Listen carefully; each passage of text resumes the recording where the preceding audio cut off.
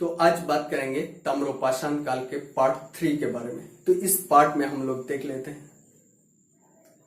तो 3500 BC से तांबा का प्रचलन तो स्टार्ट हुआ था और ये स्टार्ट हुआ था उत्तर पश्चिम क्षेत्रों से, और इस काल में हल का भी प्रचलन हुआ था और रक्षात्मक देवार भी इस काल में बनाया गया था। तो रक्षात्मक देवार क्यों बनाया था, इसका जरूरत क्यों पड़ी? तो इसलिए बनाया गया था कि तो इसके आसपास में जो जनजाति के लोग जो शिकार और खाद्य संग्रह करते थे, तो ये कभी कभी ये लोग लूट मार करने के लिए आ जाता था। तो इन लोगों से बचने के लिए ये रक्षात्मक देवारें बनाया गया था। तो इस काल में तांबा के साथ साथ कांसे को भी यूज करने का प्रूफ मिलता है। तो कांसा कैसे बनाया जाता था?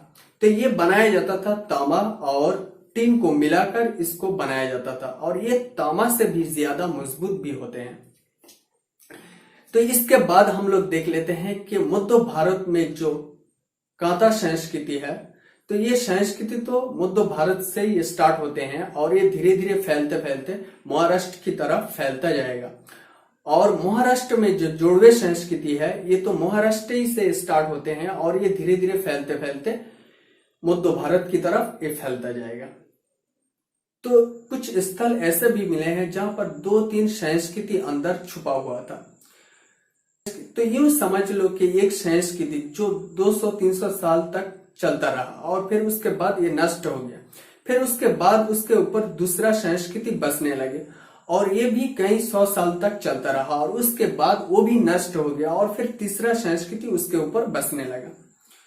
तो ये संस्कृति, ये जो स्थल मिले हैं, ये तो इसको जब खुदाई किया गया, तो ये जो जगह खुदाई किया गया, तो जब ये खुदाई करने के बाद एक संस्कृति निकला और फिर उसके बाद और जब डीप में खुदाई करने गया तो और भी एक नीचे, उसके नीचे एक और संस्कृति मिला, और फिर जब और गहराई में चला गया तो देखा वहां भी एक संस्कृति मिला है।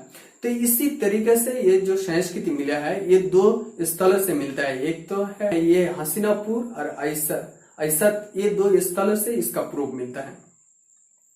और इसके बाद हम लोग देख लेते हैं कि इस काल में मानव यानी महिला और पुरुष कपड़े को भी यूज करते थे, और इस काल में महिला काजल और लिपस्टिक भी यूज करती थी, इसका भी प्रूफ मिलता है। तो इसके बाद हम लोग देख लेते हैं कि इस काल में गाड़ी को भी यूज करते थे। तो जाने आने के लिए ये लोग गाड़ी को भी यूज करते थे। 2 चक्का की गाड़ी और 4 चक्का की गाड़ी ये लोग यूज करते थे। तो किस टाइप का ये लोग गाड़ी बनाते थे? गाड़ी की पूरी बॉडी ये लकड़ी की होती थी और इसके आगे 2 भैंस या 2 गाय जोड़ दिया जाता था। तो इसी तरीके से इस काल में भी गाड़ी बनते थे और इस तरीके से गाड़ी बनाया जाता था।